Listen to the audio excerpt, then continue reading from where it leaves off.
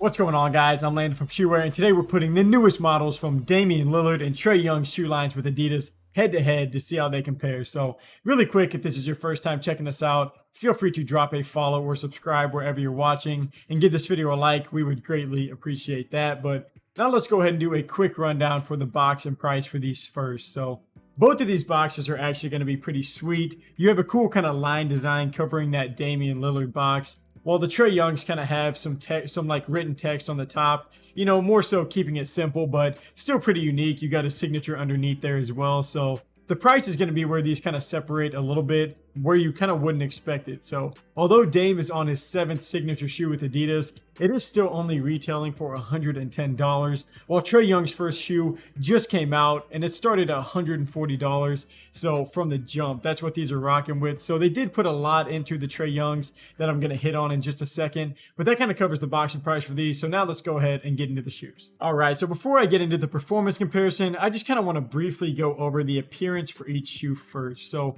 both of these have a really solid look. You see even a little bit of a resemblance in the midsole with kind of like that wing flow design kind of running up the side of both shoes. But since we do have some fun colorways today, I'll go ahead and point them out for you really quick. So you're going to be looking at the Adidas Dame 7 Say Cheese versus the Adidas Trae Young 1 Ice Trae.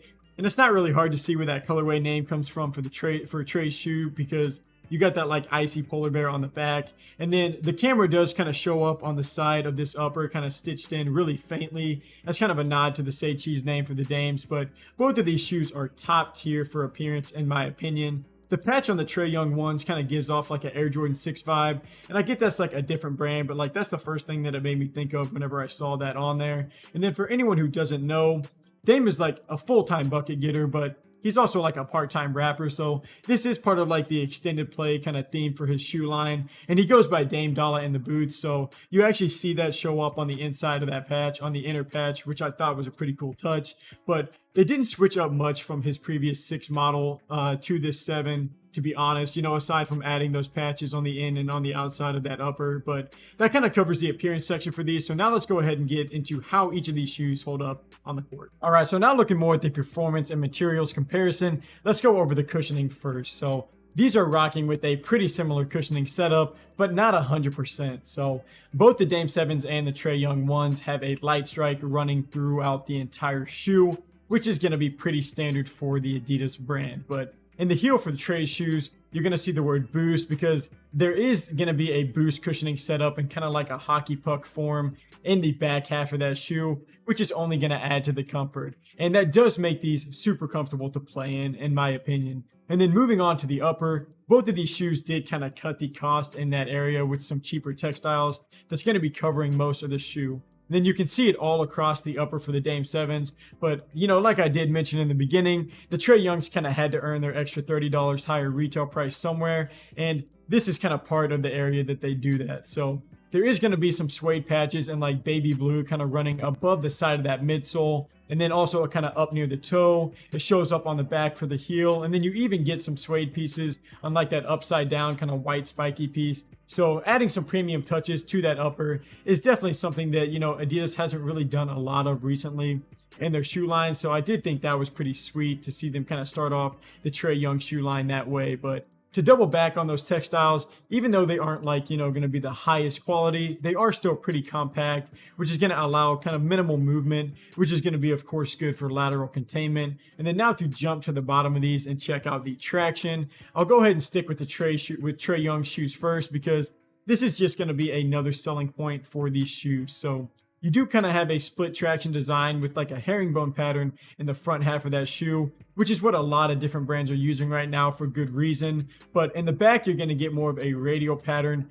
which is also one of the top tier setups. So you got 2 of the best designs for coverage. They both made it onto his first signature shoe. So there's a lot to love with that. And then switching over now to the Dame 7s, that's nothing to mess around with either for traction. So you do see kind of that similar herringbone setup, but these do follow that same jagged design all the way down the shoe from the front to the back. And, you know, they performed really well. And really quick, I do want to mention that with Adidas anyway, sometimes you never know what you're going to get for sizing, but Both of these actually were surprisingly true to size fit, so I did like that. Neither of these shoes are a snug fit, but for the Trae Youngs, you are going to want to keep in mind that that tongue is kind of stitched directly into that upper, so there's definitely not going to be a lot of stretch to get these on.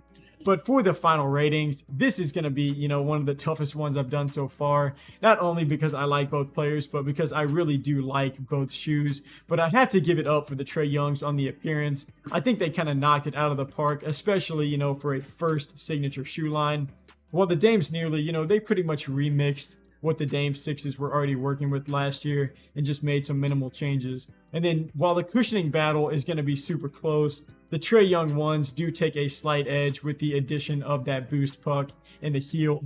But for the support, while the category for these, is going to be super close, I am going to give it to the Dames because one knock on the Trae Young one is that you do only have 2 of those eyelets on there, so there's not a lot of lacing to lock your foot in. Not the traditional lacing setup like you're going to see over here on the Dames. That's what they have. So I just feel like you can get a little bit more secure whenever you can lock it down all the way with those additional laces. And then to finish off with traction, like I said, while both are going to be nice, the Trae Youngs do give you two of the top traction designs that you could ever ask for right now. So I am going to have to lean that way, making the Adidas Trae Young one the winner for this competition. But there is a lot to love about both of these shoes. Dame's shoes retail for $30 cheaper, so that's an amazing option for only a $110 retail price. So between these two, I could almost see it coming down to which shoe you happen to like the look of a little bit better. But if you want to get a little bit more of an in-depth review for each of these shoes, we actually do have just individual performance reviews out right now